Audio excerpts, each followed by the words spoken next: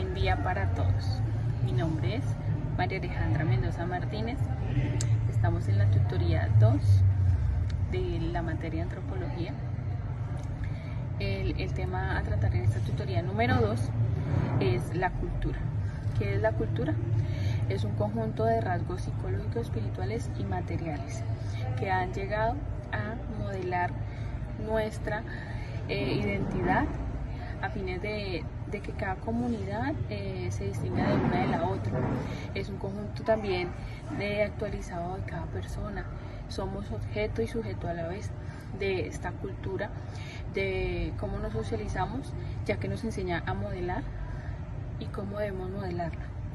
También tenemos en cuenta que la cultura es compartida, es simbólica, es natural y es aprendida, ya que de allí pues aprendemos cómo debemos capacitarnos de acuerdo a aquello que nos rodea, de costumbres, de realmente cómo debemos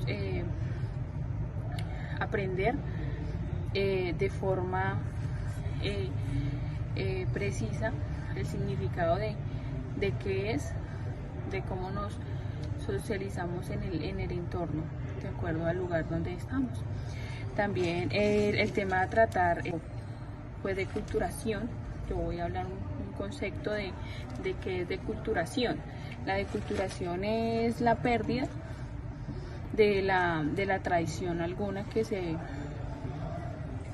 haya vivido un indígena, un campesino, cuando ya cambia a un entorno. Entonces es como cambiar de la cultura que tenía a otras, o sea, no es que la pierda totalmente, sino pues se adapta a una nueva cultura, pero sí es perder un poco de su tradición tal vez.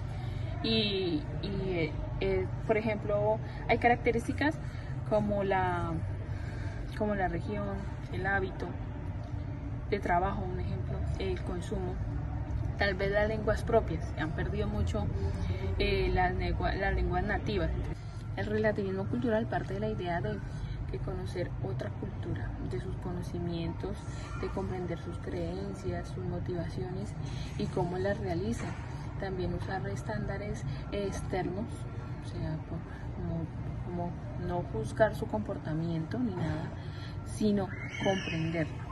También los antropólogos entienden que no se tiene que ver como una creencia moral, sino como una postura metodológica, que utilizar un método para comprender esas culturas, las demás culturas. También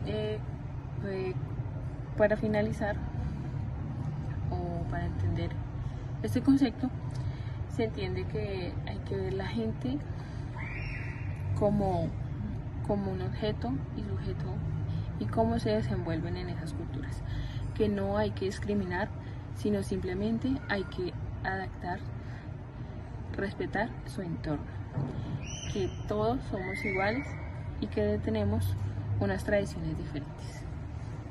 Es un proceso de pérdida de la cultura propia para adaptarse a otra. Se desarrolla cuando un sujeto o comunidad van perdiendo sus características culturales de manera paulatina en el marco de su adaptación a una cultura diferente. Para que algunos de estos procesos puedan llevarse a cabo, se necesita que dos o más culturas estén en contacto. El relativismo cultural es una corriente de pensamiento que consiste en entender las bases culturales distintas a las nuestras para ponernos en el lugar de los demás. Es una propuesta teórica y metodológica del antropólogo Franz Boas para explicar, analizar y estudiar cada cultura teniendo en cuenta sus particularidades y su historia.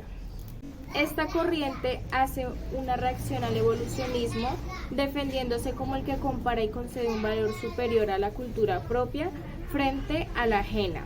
Se enfatiza en la identidad cultural y la diversidad cultural, ya que no existe una única perspectiva y cada cultura debe ser explicada en sus propios términos.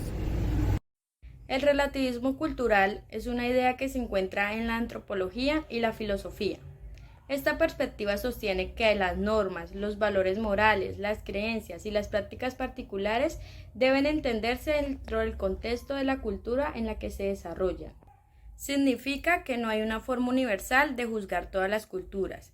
Lo que está bien o mal depende de la cultura en particular. También nos dice que no se puede afirmar que una cultura es mejor o peor que otra, y promueve la idea de ser tolerantes en las diferencias culturales. Aunque esta perspectiva ha recibido críticas, ya que plantea preguntas sobre cómo tratar prácticas culturales dañinas o que violan los derechos humanos universales, como la mutilación genital femenina o la esclavitud.